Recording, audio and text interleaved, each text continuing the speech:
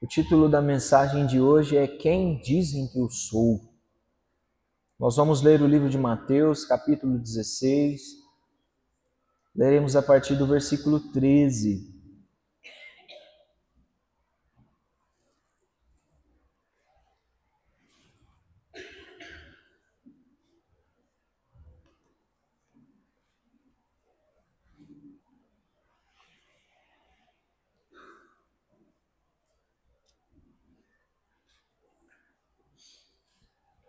Glória a Deus. Se você puder, marca a sua Bíblia. Se você tiver com o seu celular para ler a palavra, pode pegá-lo também. Gostaria que você erguesse assim a sua Bíblia, o mais alto que você puder. Nós vamos fazer a nossa confissão de fé. Eu gostaria que você falasse com muito amor com essas palavras que nós vamos declarar. Vamos juntos no 3? 1, 2, 3. Essa é a minha Bíblia. Eu sou o que ela diz que eu sou. Eu tenho o que ela diz que eu tenho.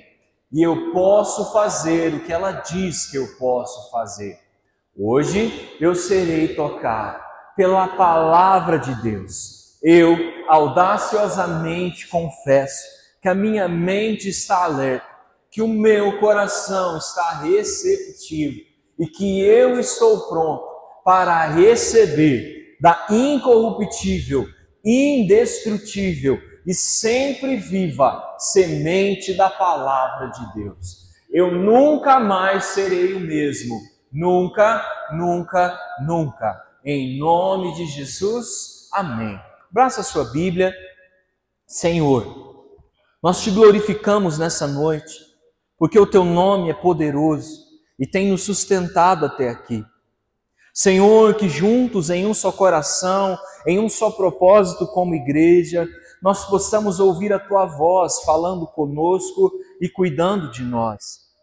Nós entregamos, Senhor, a nossa vida nas suas mãos e pedimos a ti que nessa noite, apesar de tantas situações que poderiam nos atrapalhar de ouvir a tua palavra, nós oramos como igreja e pedimos, usa-nos para ouvir e falar do teu amor nessa noite.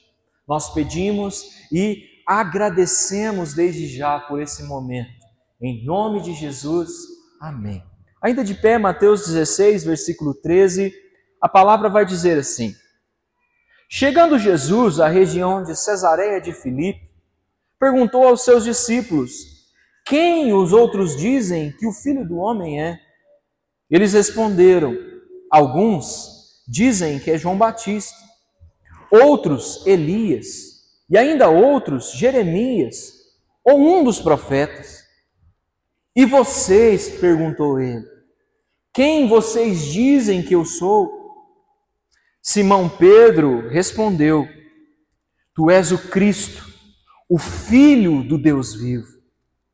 Respondeu Jesus: Feliz é você, Simão, filho de Jonas, porque isso não lhe foi revelado por carne ou sangue, mas por meu Pai que está nos céus. E eu lhe digo que você é Pedro, e sobre essa pedra eu edificarei a minha igreja, e as portas do Hades não poderão vencê-la. Eu lhe darei as chaves do reino dos céus, e o que você ligar na terra terá sido ligado nos céus, e o que você desligar da terra terá sido desligado dos céus. Então adverti os seus discípulos que não contassem a ninguém que ele era o Cristo. Você pode se assentar, ficar à vontade no seu lugar. Deixa eu fazer uma pergunta nessa noite. Eu não sei se sou só eu que sou mais pecador de todos os irmãos que estão aqui, mas tem algo que me corrói por dentro, que é quando eu fico sabendo que alguém falou algo de mim que eu não sou e teve uma dedução do que eu sou a partir de palavras que foram ditas que não fazem sentido nenhum comigo. Sou só eu que sou assim ou tem outros assim? Eu acho que não tem coisa pior para nós do que sermos acusados ou chegarmos a uma conclusão de coisas que a gente não fez. Eu já ouvi tanta coisa a respeito da minha vida e da vida da nossa igreja na boca das pessoas que eu fico escandalizado do que as pessoas são capazes de falar. Eu já ouvi dizer que nós somos uma franquia de igreja. Você já ouviu essa prosa? E que inclusive eu, João, paguei R$9.000 para que a igreja Lagoinha fosse plantada aqui na cidade e eu fosse considerado o pastor dela. Irmão, eu era até rapado quando essa igreja começou. Outra vez eu ouvi falar de tantas coisas, que nós somos uma igreja de pessoas ricas, irmãos, glória a Deus se a gente parece, mas nós não somos assim. Nós somos ricos da presença de Deus, amém? Essa igreja não é para ricos, essa igreja é para todos aqueles que são filhos de Deus. Mas de vez em quando, alguém vai falar mal de você e de mim, e vão falar um monte de coisa que a gente não é. Mas o que mais preocupa o coração meu, e eu acredito que deve ser o seu também, é o que as pessoas estão dizendo a respeito de Jesus e que ele não é. Jesus, nesse texto, ele faz a mesma pergunta que muitas vezes nós também fazemos para as pessoas que nós temos mais intimidades aqui. Quem as pessoas estão dizendo que eu sou lá fora? O que as pessoas estão dizendo que eu faço lá fora? Qual é a opinião que as pessoas têm ao meu respeito fora do meu convívio social? Esse texto ele é brilhante porque ele começa com uma fala dizendo que Jesus ele estava indo em direção a Cesareia de Filipe. E Jesus até então sempre esteve numa circunscrição chamada de Cesareia de César ou Cesareia de Herodes. E agora ele está indo para uma região nova, e nessa região nova ele está fazendo milagres como ele sempre fez, ele está multiplicando pães igual ele sempre fez, curando doentes como ele sempre fez, e agora ele chama os discípulos de canto e fala assim: aqui, escuta uma coisa, quem as pessoas estão dizendo que sou eu? E a resposta dos discípulos é: Jesus. As pessoas estão falando que o Senhor é um monte de coisa, que o Senhor é um profeta, que o Senhor é Moisés, que o Senhor é Isaías, que o Senhor é Jeremias, que o Senhor é João Batista, que o Senhor é Elias. Estão dizendo que o Senhor é um monte de coisas. E a pergunta de Jesus, diferente de mim e de você, que sejamos sinceros, a gente pergunta porque a gente está curioso para saber o que as pessoas estão achando da gente. Jesus não tinha problema de ego como nós temos. Ele sabia muito bem quem era, ele sabia muito bem o que ele precisava fazer, e ele não tinha insegurança do que as pessoas estavam falando dele. E logo, o motivo para a pergunta dele não era para saber o que as pessoas falavam dele, mas para alinhar o coração das pessoas de o que ele era e o que as pessoas achavam que ele era. Você está comigo aqui?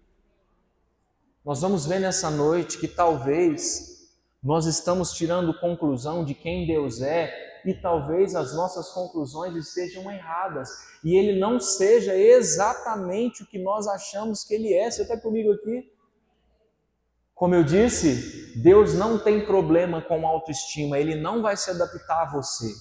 Você coloca a mão nas minhas palavras em nome de Jesus? Não é Ele que tem que se adaptar a você, é você que precisa se adaptar à realidade de quem Ele é. E nós vamos sair daqui nessa noite sabendo exatamente quem Cristo é para nós, em nós e na nossa vida como igreja e como corpo de Cristo, amém? Esse texto começa dizendo assim, em João 16, 13 e 14. Chegando Jesus à região de Cesareia de Filipe, perguntou aos seus discípulos: quem os outros dizem que o Filho do Homem é? Eles responderam: alguns dizem que é João Batista, outros dizem que é Elias, e ainda outros dizem que é Jeremias, ou um dos profetas. E ele perguntou: quem vocês dizem que eu sou? Meus irmãos, presta atenção nisso aqui. O relato dos discípulos para Jesus é o seguinte: Jesus, algumas pessoas, a gente fez um censo aqui do IBGE, E a gente tem um resultado de 33,333% do que as pessoas estão apostando que o Senhor é. 33% da população de Cesareia acha que o Senhor é João Batista. Os outros 33% acham que o Senhor é Elias. E tem ainda um percentual de 33,333% que acha que o Senhor, na verdade, é Jeremias. Irmãos, todos os três criam, de alguma maneira, que Jesus era uma espécie de profeta. João Batista era um profeta perfil agressivo, que olhava no olho das pessoas e dizia: se vocês não mudarem a opinião de vocês, vocês vão para o inferno, fim de jogo, seus bandos de cobra, e virava as costas e ia embora. O outro perfil que eles achavam que Jesus era um perfil mais Elias. Elias chamava todo mundo que não acreditava em Deus e falava assim: o que vocês querem apostar para eu provar para vocês que Deus existe? E ele orava e caía fogo do céu e queimava tudo, pessoas, sacrifícios, o que fosse preciso, e ele mostrava o reino de Deus com poder. Porém, Jeremias era um terceiro perfil de profeta, conhecido no meio dos estudiosos como o profeta chorão, que ele andava pelas ruas chorando e se lamentando, porque via o povo de Deus indo para o inferno, porque não mudavam a conduta dele. Em outras palavras, tinha gente que olhava para Jesus e falava assim: esse homem deve ser grosso demais com as palavras, ele é agressivo na sua imposição ao falar sobre Deus. Outros olhavam e viam Elias em Jesus dizendo: esse homem é um curandeiro de marca maior, um homem que faz descer prodígios dos céus, esse homem é incrível e tem poderes especiais. Outros olhavam para Jesus e diziam assim: esse Jesus é um homem de fala mansa, um homem que tem lágrimas nos olhos e deve realmente amar a mensagem que ele prega. Irmãos, Jesus tinha um pouco das três características. Você está aqui comigo? No templo, ele foi como João Batista, tinha um monte de gente fazendo comércio, no meio da igreja ele chuta, fala com todo mundo, grita, derruba as mesas e se prova um profeta, homem de Deus, agressivo quando precisa. Quando pessoas precisaram de milagres, ele fez com que pessoas se alimentassem com 5 pães e 2 peixes. Mas quando ele precisava falar do amor de Jesus para alguém, ele tinha palavras tão doces quanto mel para falar do reino de Deus. Jesus era um pouco de tudo, só tinha um problema: ele não era João Batista, ele não era Elias, ele não era Jeremias, ele não era ninguém daquelas pessoas, ele era exatamente quem ele era: Jesus, o Filho de Deus. Talvez você diga assim: tá, mas o que isso tem a ver? Sabe o que tem a ver, meus irmãos e minhas irmãs? É que muitas vezes nós olhamos para essa história e nós julgamos as pessoas dessa história, mas nós somos como as pessoas dessa história. Nós olhamos para Jesus e achamos que Jesus é um homem justiceiro que vai vir na nossa história e vai matar todo mundo que fala mal de nós. Nós achamos que Jesus é um curandeiro que vai fazer uma espécie de ritual na nossa vida e vai curar todas as nossas doenças e a gente vai embora para casa. Ou às vezes a gente acha que Jesus vai ser um profeta que vai chegar nas nossas feridas, vai dar um beijinho na gente para sarar e nós vamos embora e vamos ser livres de todos os nossos problemas em um passe de mágica. Tem gente que acha que Jesus é um gênio da lâmpada, que você esfrega a lâmpada, faz um pedido e ele vai atender o seu pedido. Meu irmão, Jesus cura, batiza, liberta, faz milagres, atende pedidos, mas ele não é só isso. A Bíblia diz que ele é mais do que todas essas coisas, ele é o Filho de Deus. Se ele fizer uma cura na sua vida, ele é o Filho de Deus, mas se ele não fizer, ele continua sendo o Filho de Deus. Ele pode fazer sinais, prodígios e maravilhas na minha e na sua vida, mas se Ele não fizer, Ele continua sendo o Filho de Deus. Ele pode fazer prodígios, milagres, curar as nossas dores, mas se Ele não fizer isso, Ele continua sendo o Filho de Deus. A nossa opinião a respeito de quem Deus é, ela tem que ser rasgada de dentro de nós. Se outra frase não for sair da nossa boca, o que Ele é o meu Salvador. E ainda que o inferno se levante contra mim, e ainda que eu morra no sofrimento, e ainda que eu morra doente, e ainda que os meus problemas não se resolvam, Ele continua sendo o mesmo Jesus que se senta no trono de glória nos céus e no meu coração. Você está comigo aqui? É essa a expectativa que nós temos de ter a respeito de Jesus. Ele não é um Papai Noel que nos dá presente, Ele é o Filho de Deus que já se entregou por nós. Meu irmão, entenda essa realidade em nome de Jesus. Se Ele já deu a vida por você, tudo que Ele fizer além disso é um brinde e é um plus. Ele é o Filho de Deus. Mas esse texto continua dizendo assim nos versículos 15 e 16. E vocês, perguntou Jesus, quem vocês dizem que eu sou? Simão Pedro respondeu, tu és o Cristo, o Filho do Deus vivo. Respondeu Jesus, feliz é você, Simão, filho de Jonas, porque isso não lhe foi revelado por carne ou por sangue, mas por meu Pai que está nos céus. Irmãos, presta atenção nessa história. Os discípulos estão ali falando para Jesus o que as pessoas estão dizendo dele, e Jesus vira para eles e fala, tá bom, mas e vocês? O que vocês dizem que eu sou? Naquela hora, aparece um discípulo, que normalmente era o discípulo mais intrometido que Jesus tinha, Pedro, e ele pula na frente dos outros e fala assim, eu reconheço, o Senhor é o Cristo, o Filho do Deus vivo. Eu não sei se você vai se lembrar, mas algumas histórias atrás, Pedro, Tiago e João, eles estão brigando entre eles para saber qual deles é o mais importante no reino de Deus.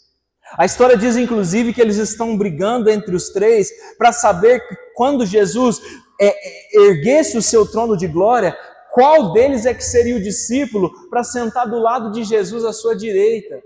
Consegue perceber a imaturidade desses homens? Agora vem comigo. Você consegue imaginar o coração de Pedro depois de dar essa resposta na frente de todos os discípulos? Eu fico imaginando se fosse a minha situação ali. Sabe o que eu iria pensar? Eu sou o cara. Eu fui aquele que falou melhor que todo mundo. Eu entendi. Olha que frase bonita que eu falei, tu és o Cristo, o Filho do Deus vivo.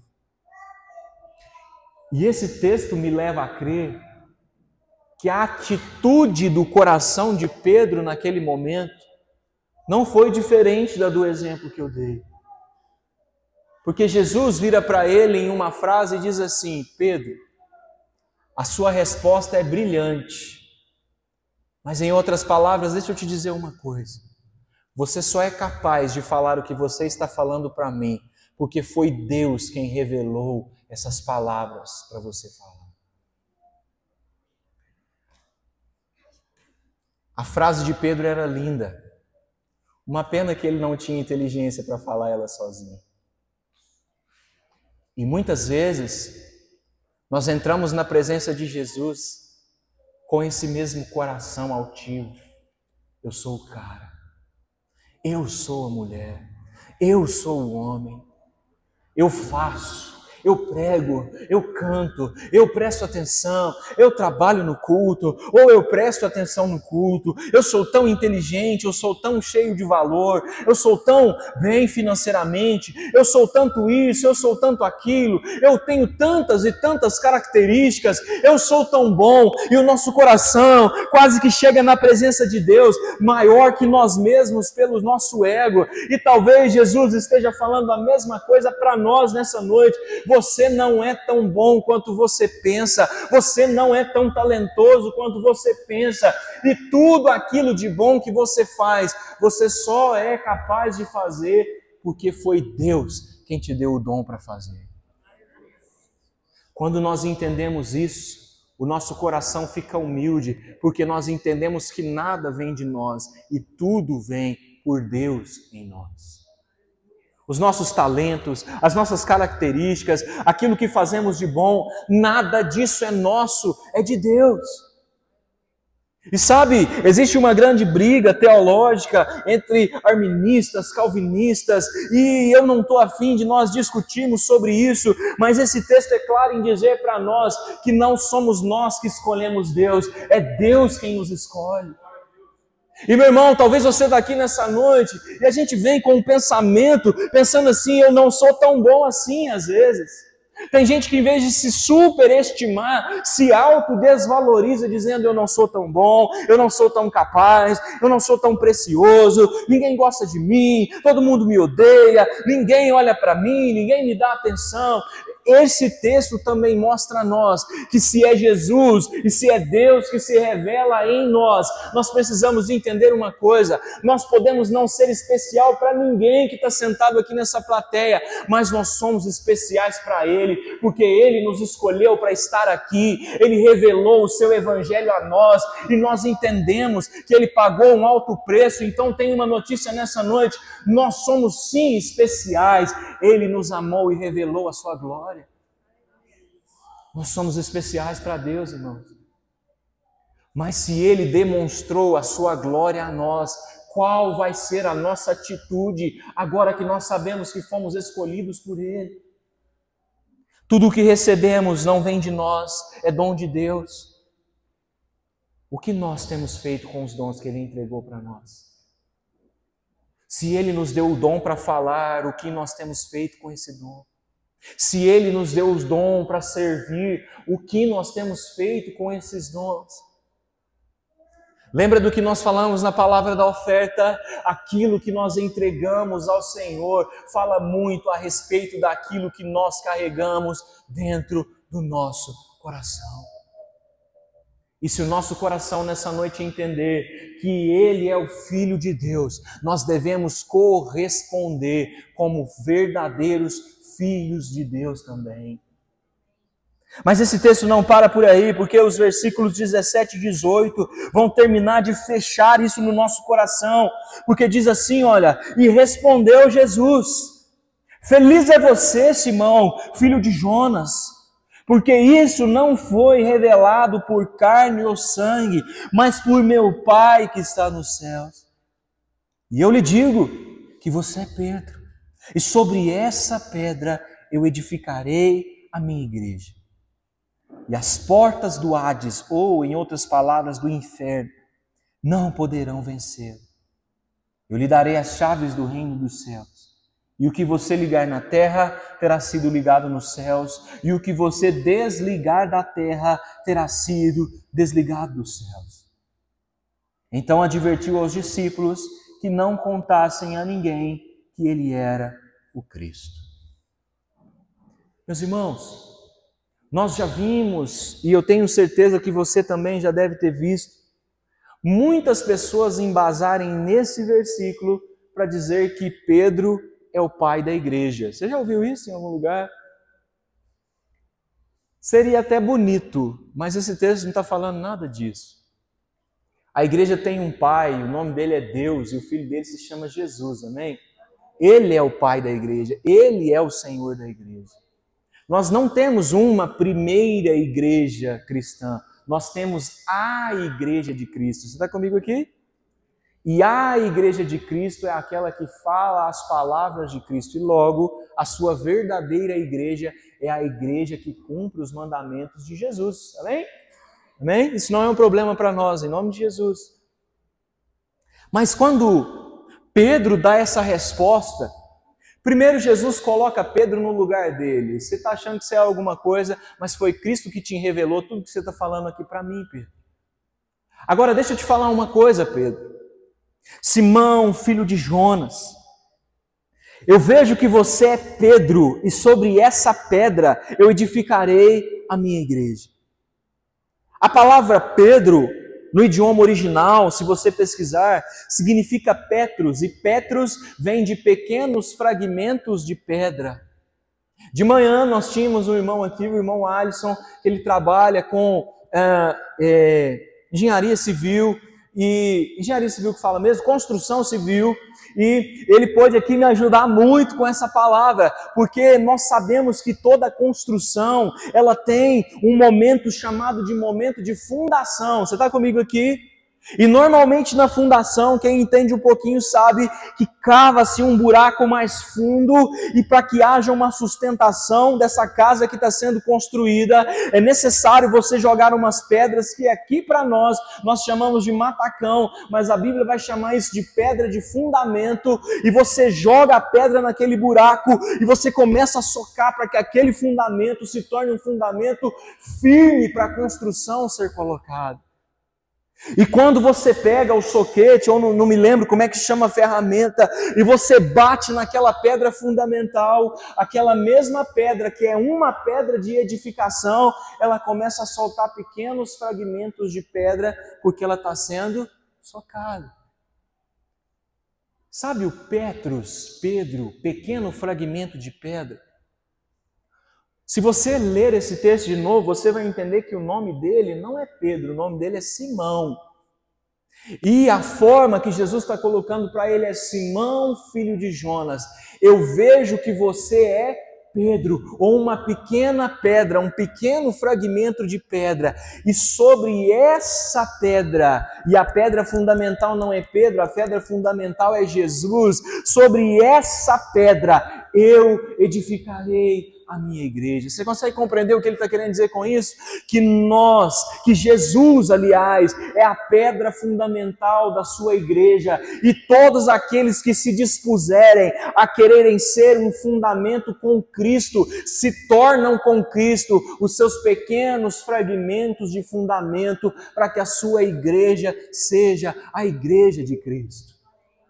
Meu irmão, Pedro era uma pedrinha, mas você também é.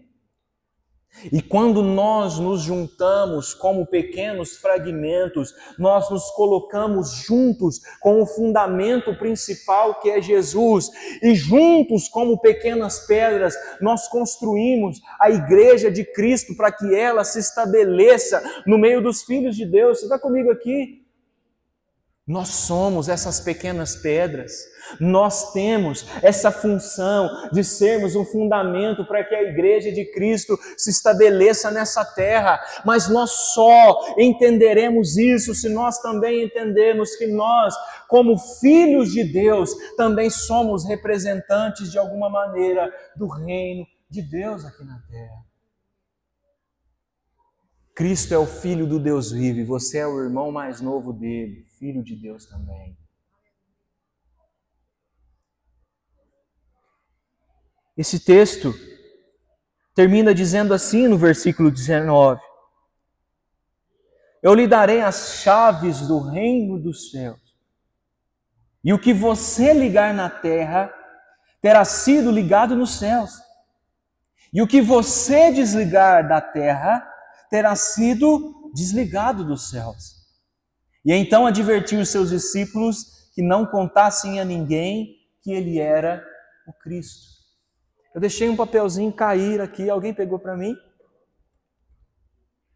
Meus irmãos, muitas vezes nós lemos esse texto e nós estamos preocupados com as últimas palavras que ele diz. Aquilo que está sendo ligado na terra, aliás, eu te darei as chaves do reino dos céus, aquilo que você ligar na terra está sendo ligado nos céus, aquilo que você ligar nos céus está sendo ligado na terra, e a gente se apega a isso, e nós achamos que nós somos pessoas com poderes super especiais, porque Deus nos deu poder e chaves para ligar coisas nos céus e na terra. Não é assim que a gente pensa?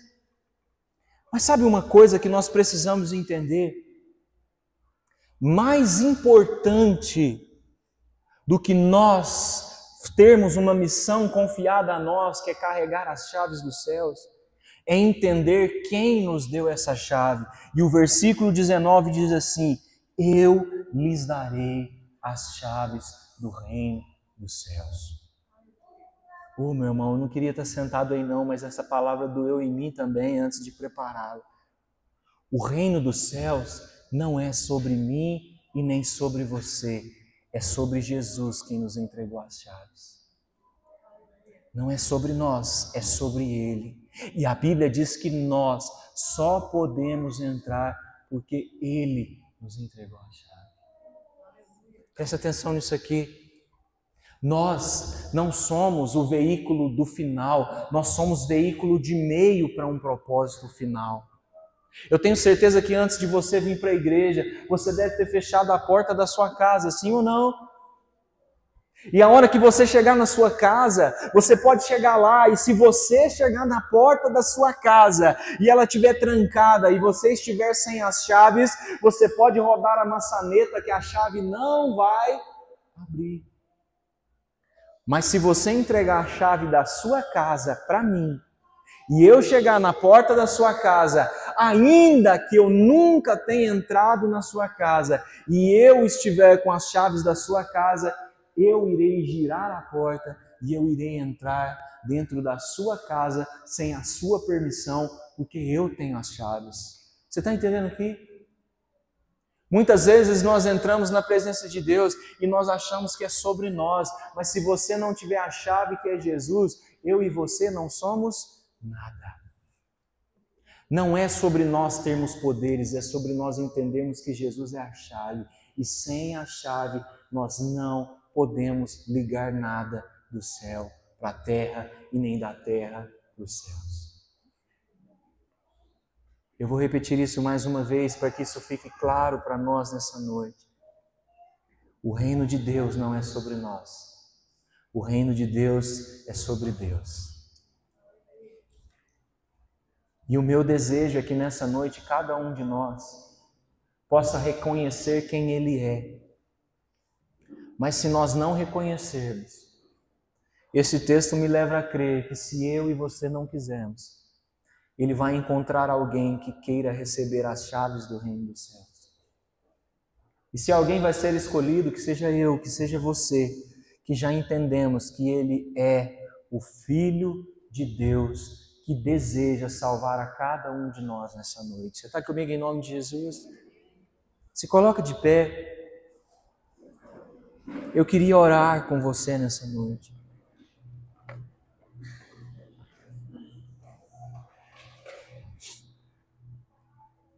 Muitas vezes nós criamos a nossa própria versão de Jesus.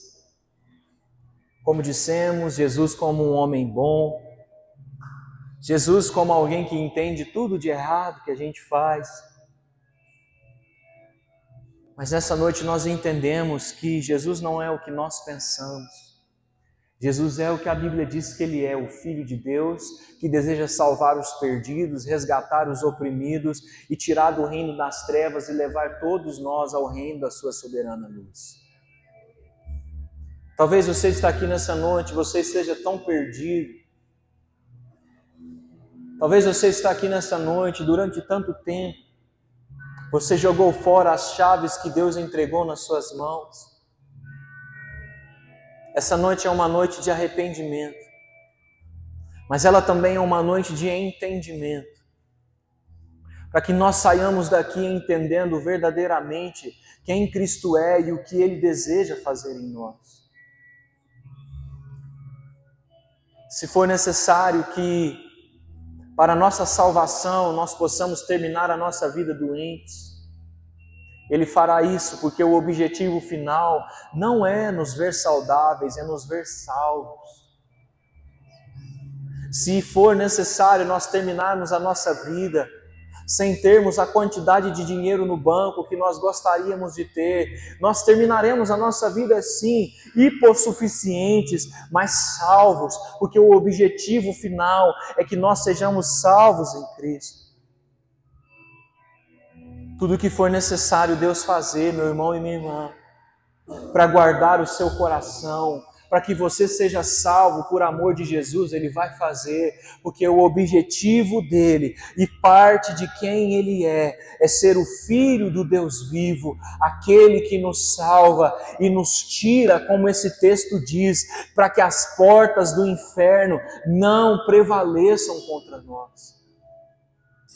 Pai, nessa noite nós oramos em nome de Jesus.